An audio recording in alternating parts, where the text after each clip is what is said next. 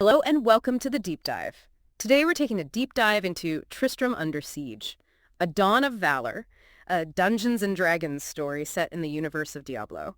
One of us is Alex and one of us is Liam. It's great to be back, yeah. Ready to jump right into the chaos again. Oh, absolutely. This campaign, it's been nonstop from the word go. So, quick recap for everyone.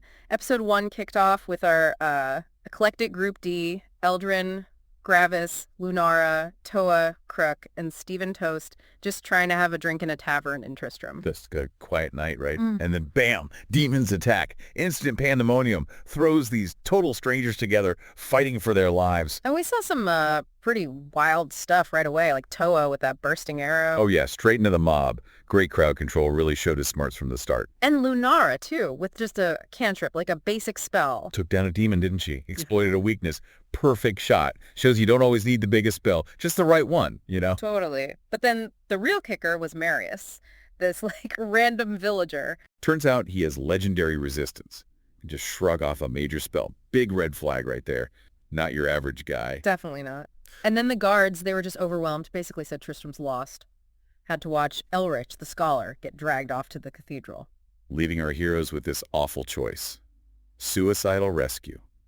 Or run, save who you can. Brutal, which led straight into the escape in episode 2. Crook, the big guy. Oh yeah, Crook makes this insane leap trying to draw fire away. Crazy move, but it kind of worked. Totally worked. Pure barbarian thinking. Yeah. And then Eldrin, almost out of it, pulls off that incredible manacle trick on the Elhoon. A mind flayer thing, right? Yeah, this super powerful undead psychic horror, and Eldrin just cuffs it, neutralizes it without even hitting it.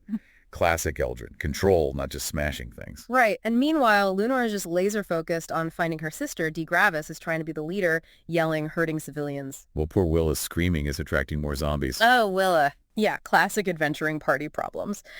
And Crook, amidst all this, gently scoops up 2 kids like footballs and just bolts. I gotta love Crook. Yeah. Terrifying 1 second, surprisingly gentle the next. And D. Well, D does what D does. Pickpockets Stephen Toast in the middle of the apocalypse. Because, of course she does. You can't write this stuff. Yeah. So, yeah, they were all making for the bridge, but the danger wasn't even close to over. Those first moments, they really tested everyone, showed their different priorities, how they were starting to kind of click together. Yeah, definitely forged in fire, a very quirky team forming. Okay, before we dive back into the action, just a quick note for everyone listening. We know we might have stumbled over a few character names here and there. Happens to the rest of us. It's how we talk. Yeah, okay. So, for example, just for clarity moving forward, it's Crook, K-R-U-K, with that sound. Crook. Crook. Got it. Got it. No need to be gamer gators about it. Sure, Crook. Loud and clear. It's all part of the charm, right? Absolutely. Okay, so the escape from Tristram, it continues. They're pushing across this old bridge, absolute panic. Yeah, and Crook, he's wounded, but he's sprinting, carrying those kids. Lunar's right there, guiding them. But Gravis, man, Gravis is the star here. On his horse, weaving through people, looking back, shouting, "Run, everybody, get out of here, I'll hold them off." Exactly. Taking hits, absorbing blows from that huge demon, just protecting everyone. Total leader move. Yeah. He is the rock. Meanwhile, D and Lunara have a quick hushed chat by a tree. Then D climbs up it. Yeah, trying to get a view, right? But Lunara stays down, maybe trying to keep D focused on the group. You see that split loyalty, her sister, the villagers? Always tough choices, and just then, another problem arrives. Of course. Sanctuary never gives you a break. This merchant Lysander screaming, huge demon right behind him. Chaos, but Eldon reacts instantly. Super fast. Sprints, grabs Lysander, pulls him into the trees, saved his life. And Stephen Toast. Let me guess. Disappears. Melts into the trees. Nope. You could almost hear him think it. Classic Toast. Meanwhile, Toa's at the bridge end, covering the retreat. Guards trying to make a stand. And the demon, ignoring Lysander now, charges Gravis on the bridge. First claw misses, but the second one, full of lightning, just slams into him. 17 damage. Ouch! But Gravis stays up. Stays up, on his horse, faces it down, lands hits with both swords. He's buying time. He really is, taking the hits. Then uses second wind, that fighter ability, Quick heal, smart move. Buys him just enough time to pull back towards Toa. He did his job. Absolutely. Then Toa steps up, fires twice. Whack, both hit. And you see the demon visibly slow down. That's Toa. Tactical, not just damage. Battlefield control. That lets the main group, Crook's family included, finally get into the woods. Safe for a moment. Lunar's right behind, pushing them. Dee jumps down from her tree, shouting encouragement. also falling back. But the guards, not all make it. Brennan holds the line, though. So brave. 2 more of those centaur demons show up, but he dodges. Wow. But Alden, the other guard, he gets to the trees but just stops. Can't leave Brennan, right? That loyalty. Gravis sees it. Knows he can't save Brennan alone. Shouts to Toa, offers him a ride. Smart move. Consolidate. Toa hops on the horse. They bolt into the woods. Tough call leaving the guards, but probably right for the group's survival. Probably. And then D. Oh, D. Right. She pulls back from the tree, throws a dart, hits the big demon, then uses Face Step Monk. Teleport zooms right up to it. What's she planning? Channels her KO. And charms it. Charms. The demon. Charms the huge raging demon. It fails its save. Just stops. Yeah. Docile. Aggression gone. That's insane and brilliant, turning the biggest threat into a non-issue, like Uldren's manacle trick earlier. Totally. She thinks about using acid on the bridge but runs out of actions. Still, amazing turn. So now everyone's safe in the woods, except Alden and Brennan. Brennan tries to run, gets caught by the centaur. Alden rushes back, covers him, scoops him up, carries him away, and the centaurs just lose interest, turn back. Maybe the charmed demon confused them. Could be, or they didn't fancy the woods. Either way, Alden gets Brennan clear. The charmed demon is just standing there. They made it. A moment to breathe. Barely. Wouldn't escape. So they catch their breath. Lysander, the merchant Eldrin saved, comes up, super grateful, offers them this weird drink, calls it potion of cough. A potion of coffee? What is that? This is it'll wake him up, make him feel alert. Okay, reactions. Kruk, D, Toa just down. Instantly. No hesitation, gulp. Figured. Eldrin's probably suspicious, though. You know it. Busts out the alchemist kit, checks it over, gives it the okay, no poison, no dark magic. Seems legit. Even tells the others telepathically. The mind link saves the day, so Gravis drinks too. Yep, once Eldrin gives the mental nod.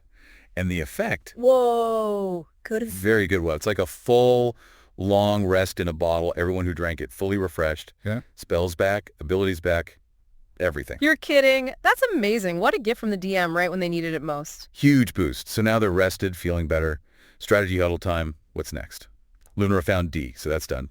Crick, always practical, points at the villagers. Okay, what about them? Good point. They're responsible now. So the plan forms. Lunara volunteers to stay with the villagers. Stephen Toast also volunteers. Safest option, probably his thinking. Oh, almost certainly. Then D remembers hearing about bandits nearby hitting settlers near a wagon. Suggests checking it out. Okay, new objective. Eldrin's in. Yep, Eldrin goes with D. Crick decides, wisely, he's not exactly stealth material for the first look. Ah, understatement. Right, but he's not leaving the villagers unguarded either. So he and Gravis will follow D and Eldrin at a distance. Back up. Smart, Toa. Toa goes a bit ahead of Crook and Gravis, range support. And Eldrin sets up the telepathy again, linking D, Crook, Toa, Gravis. Coordinated. They get good at this. They really are. Yeah. So D and Eldrin sneak towards the wagon area. But it's Crook, further back, who spots someone first. Sharp eyes. Sees a bandit hiding in the bushes, gives the warning. D and Eldrin get closer, see the whole scene. And it's bad. Grim. 6 bandits. Man named Tobin on the ground, hurt bad. Woman, Belle, sobbing in the wagon. Bandits taunting her, saying they killed her husband. Awful. Just scum. D confirms Cobin's alive, though. Barely. Okay, that changes things. Ambush time. Looks like it. Kirk, over the link, just says, just let me know when. Ready to go. Gravis mounts up. Eldrin gives D the signal. It's on. D goes first. Targets the bandit right over Tobin. 2 quick strikes. Whiff. The jug and the beer mug. Hits him twice, takes him down. Done. The mug again. Classic D. Maybe not the captain, but effective. Message sent. Definitely. Toa's up. Lines up on the captain. 2 arrows. Thwack. Thwack. 10 damage each. You see the captain slow down. Nice. And then action surge. You got it. 2 more arrows at the captain. Both hit. Another 10 damage each. Oof. Captain's feeling that. Toa's just Mr. Reliable damage. Totally. Gravis charges in on his spectral horse. Swings at another bandit. Misses. Second swing connects. Quick stab with the short sword finishes the bandit. Uses weapon mastery too. Makes himself harder to hit. Smart fighting. See? Tactics. Learning, using their skills smartly. Kruk's turn. Rages. Charges in. Battle axe hits a blue-clad bandit hard. 14 damage. Tries to knock him down. Does it work? Nope. Bandit stays up. So Kruk spins. Warhammer on the red-clad bandit.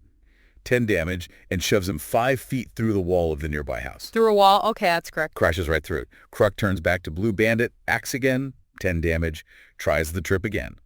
Still no. Man, Crook is just raw power. Sending a guy through a wall, though, that's hilarious battlefield control. Pretty much.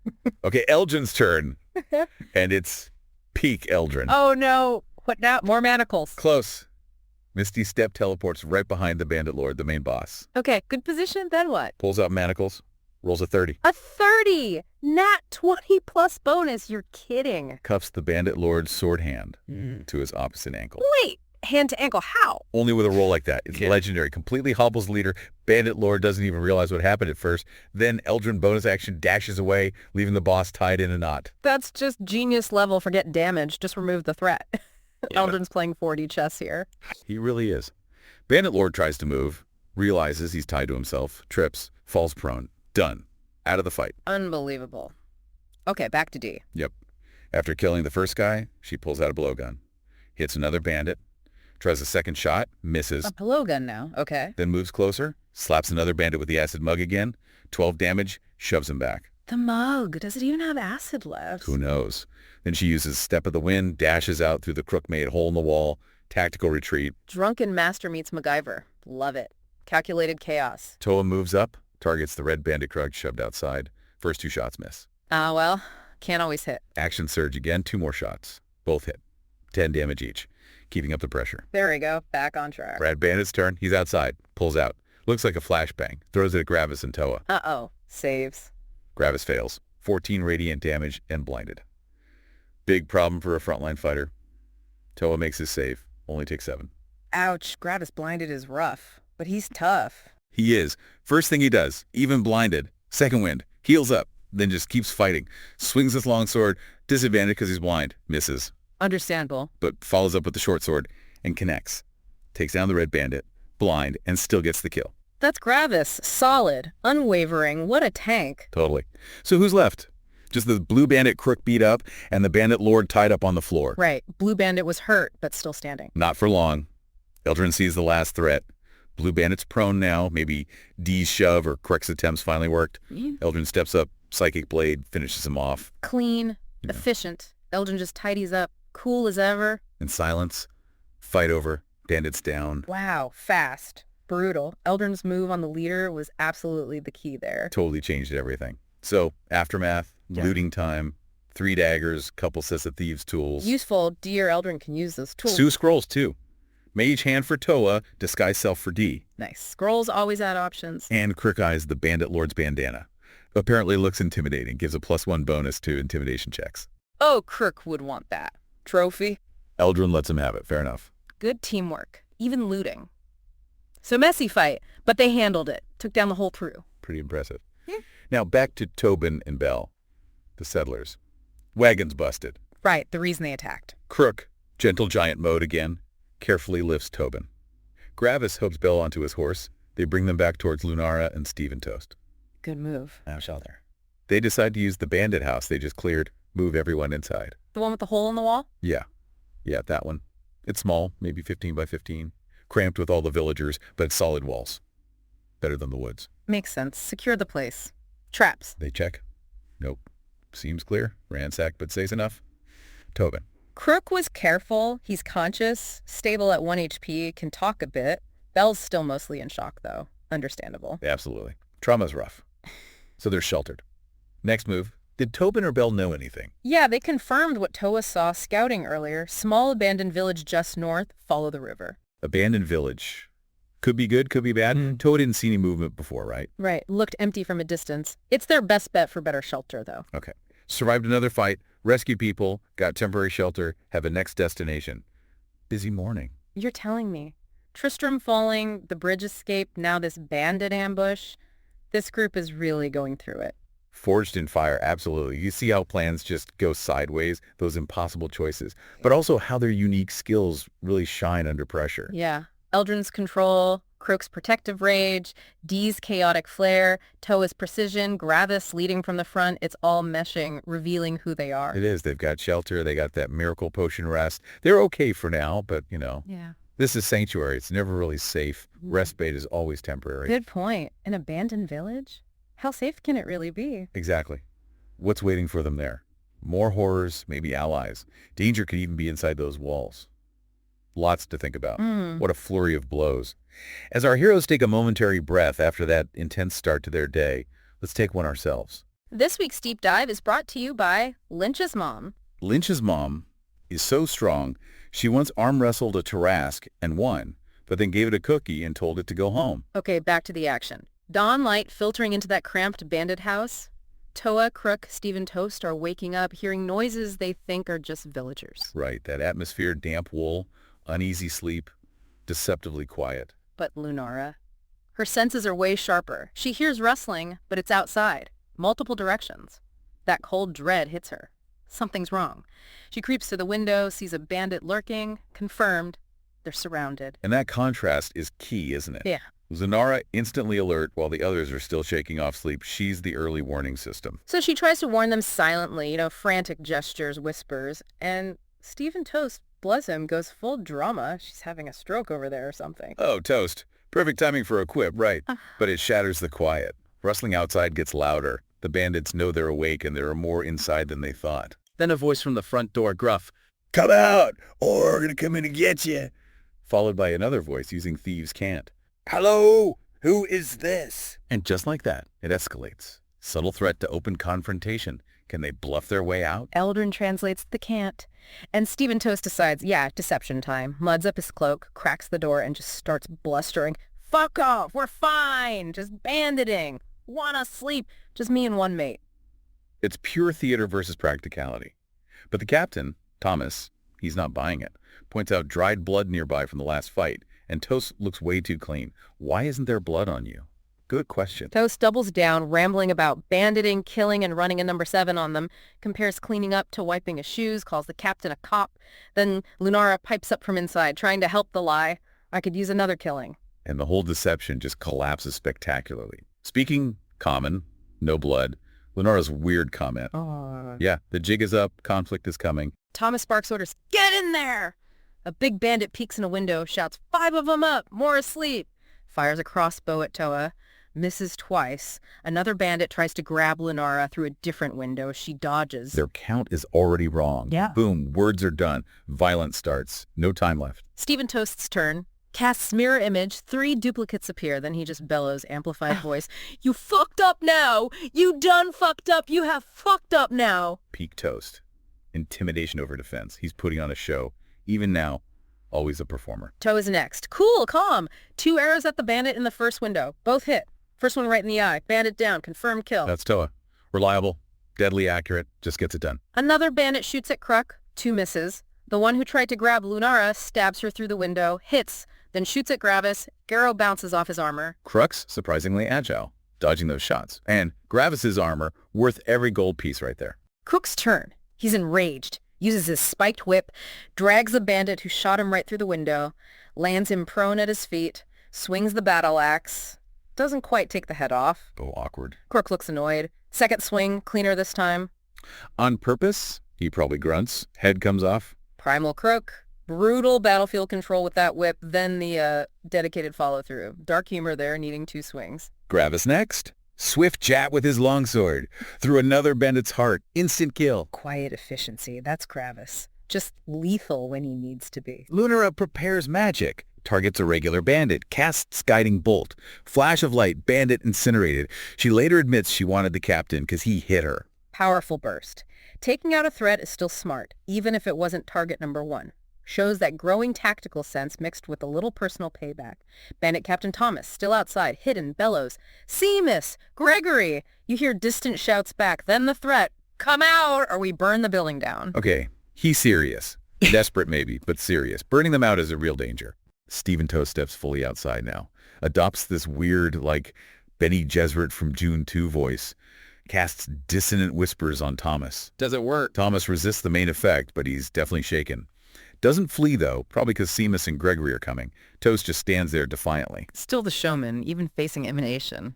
Gotta admire the commitment to the bit. Seamus and Gregory arrive. Gregory fires 2 pistol shots at Toa. Both miss. Seamus throws 2 daggers. First misses Toast, second hits Toa. Reinforcements are here. Things just got more complicated. Crack's turn. Pure rage. Charges out the door at Thomas. 2 battle axe swings. Both miss. He even fumbles, hits himself. Oh, crook. The fury is real, but the execution. Sometimes lacking. Yeah. You gotta laugh, though. Hit yourself mid-rage. Classic barbarian moment. Lunara's turn. Bonus action, luminous arrow hits Thomas. Then action, inflict wounds. Needs touch. She nervously touches Gravis first, then reaches out, taps Thomas. Grotesque decay spreads over him. Horrible. Wow, that combination. Radiant light, the necrotic rot, and that little touch of timidity before unleashing that power. Fascinating character beat for Lunara. Thomas's turn. He lashes out. Attacks Crook, Lunara, and Gravis. Hits all three. Crook's rage helps him resist some damage, but Lunara and Gravis take the full hit. He's spreading the damage, trying to weaken multiple targets. Smart, if brutal. Stephen Toast repositions. Gets dramatic again. Asks Seamus and Gregory, do you know what happens to a toad when it gets struck by lightning? Then unleashes shatter right between them, careful not to hit the house. Gregory takes less damage. Seamus gets the full blast. Toast yells, I told y'all bitches to leave. Huh. The quote, the spell, the insult. That is 100% Stephen Toast. Showman, mage, trash talker extraordinaire. Gregory retaliates immediately. Pistol shot at Toast. Hits. Rushes him, tries to stab him with a sword. Misses. See, you taunt the guy with the pistol, you get shot. Immediate consequences for the bard's big mouth. Toa creates distance. Targets Seamus.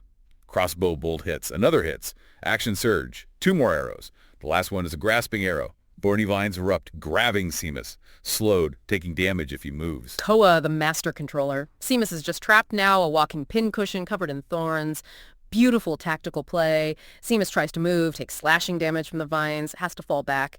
Gravis gets an opportunity attack, hits, hinders him. Crook gets one too, hits, and Toast. Yelling insults the whole time Seamus retreats. Oh, that's perfect teamwork. Toa sets him up, the others knock him down, and Toast provides the running commentary. So satisfying to see them work together like that. Toa advances, keeps shooting at the retreating Seamus, hits, misses. Seamus is still somehow standing despite looking like a porcupine. Man, this Seamus guy is tough. Or maybe just really unlucky for Toa right now. Crook focuses back on Thomas, the boss. Adrenaline rush to dash. Battle axe swing hits. Tries to knock Thomas down, but he resists. Warhammer hits. Shoves Thomas into the fence, takes extra piercing damage. Third axe attack. Fumbles. Misses. Crook is just relentless pressure. Even when he misses, he's forcing the enemy back, controlling space with pure brute force. You feel that persistence. Gravis, back on his spectral horse, rides down the prone Gregory, long sword strike, instant kill. Gravis actually looks surprised it was so easy. Swift justice from Gravis. Efficient. Deadly. He's really dialed in now. Seamus somehow closes the distance again, maybe on Toa. Makes 3 desperate attacks. Long sword hits Toa. Attack misses Crook. Short sword hits Gravis. Then he just buckles, spits blood, falls prone. Done. His last stand. Gave it everything he had, but riddled with arrows and wounds. It was just too much. Crook provides the final punctuation mark for Seamus. Advantage on the prone target. Leaps up, brings the battle axe straight down, splits him open. Seamus is very, very dead. Brutal. Absolute finality. Crook doesn't do things by halves, does he? Gravis turns back to Thomas. 2 longsword swings. Both connect. First one hinders Thomas further. Thomas coughs blood, collapses, lifeless. Gravis nods, satisfied. And that's it for the first wave. Quick, decisive finish once they focus fire. They really shut them down. Party takes a short rest right there, amid the bodies. Stephen Toast is almost out of spells. Lunara channels some energy into him. Toa uses Eldrin's Potion, gets arrows back. Everyone uses hit dice, patches themselves up. Smart move. Gotta manage those resources. You never know what's next in Sanctuary. They learned that the hard way already. And they're about to learn it again. Because just as they're catching their breath, a new figure walks around the corner. The real boss. Sees the carnage. His face twists with rage. Oh, what the fuck? What's going on out here? Oh boy. Just when you thought it was safe. The surprise, the immediate ramp up in threat level. This isn't over at all. The boss uses deadly aim. Pistol shot at Gravis. Misses. Phew. 2 shots at Crook. First hits, Crook resists the piercing. Second hits, full poison damage. Crook fails his save. Ouch. Straight for the big guys. Croak and Gravis. This boss knows who the threats are. And poison damage. Nasty stuff. Stephen Toast is still down at 1 HP from earlier. Toa rushes over, uses a healer's kit, stabilizes him again. Back to 1 HP, but conscious. Toa, always the support when needed. Keeping the bard in the fight, even if barely. Critical move. Crook decides he's had enough of the pistol, grapples the boss, wrenches the gun away. Boss is disarmed. Direct action. Crook just solves the problem. No gun, less danger. Simple barbarian logic, totally effective. Gravis swings his longsword, hits, considers second wind, but opts for action surge instead. Another longsword attack. Misses. Aggression from Gravis, keeping the pressure on, even after being targeted. Boss's turn. Wrestles the pistol back from Crook, levels it straight at Gravis. Deadly aim again, advantage. Hits, massive damage, Gravis drops, unconscious. Whoa. Devastating. Gets the gun back and immediately takes down the tank. This boss is incredibly dangerous. The tide just turned again. Stephen Toast, barely conscious, chugs a healing potion. Then points at the boss, casts dissonant whispers. Boss fails his save. Has to flee. Crook gets an opportunity to attack as he moves, tries to trip him. Boss resists, but he's forced to run away. Toast. From 1 HP to saving the day. That resilience, that magical disruption. Incredible. Buys them breathing room when they desperately needed it. Crook charges after the fleeing boss. Battle axe hits. Tries to trip again. Boss resists again. Warhammer hits. Slams him into the fence. Third axe attack. Fumbles. Misses. Again. Croak is just cursed on that third attack, but relentless, single-minded focus on taking this guy down, tripping be damned. Gravis stirs, gets back up, uses second wind. 2 long sword attacks on the boss. Both connect. Yes. Gravis is back. That tenacity, bouncing back from unconsciousness to land more hits. What a fighter. The boss's turn. He glares. Right at Stephen Toast. Uses deadly aim. Hits. The damage. It's more than Toast's maximum HP. He's killed. Instantly. Oh no. Toast after everything? That's brutal. The cost of defying this boss. Tragic. Absolutely gutting. With Toast down, the remaining party just unleashes everything they have. Toa's final crossbow bolt, Crook's axes and hammer connecting, Gravis's longsword finding its mark. The boss's body just break apart, explodes violently. It's over. Wow. Combined fury. A victory, but man, what a price. Satisfying end to the boss, though, after what he did. Crook, covered in gore, just lets out this primal scream into the air, Yeah. challenging anyone else hiding, but only silence answers. The raw emotion, the aftermath, they check Toast. Yeah, he's gone. Mangled. Acknowledging the loss. But there's that flicker of hope, right? Resurrection is possible. A quest, resources within a week. Yeah, it's possible, but the cost. It's heavy. You can almost picture Alina, the little girl he taught music to, asking where he is. That's the real price of this victory. It hits hard. What a brutal morning. They cleared the bandits, survived a siege, faced down a terrifying boss, and they're even about to level up from all this. But calling it a win, it feels complicated, doesn't it? What does winning even mean when the cost is someone like Stephen Toast? And what desperate journey will bringing him back entail in this unforgiving world of Sanctuary? That's the question hanging over them now, isn't it? Yeah. They survived, but they're scarred, changed, and the path forward just got a whole lot darker. Join us next time on Tristram Under Siege, A Dawn of Valor, as we continue this deep dive into their desperate fight for survival and see what awaits them on their journey.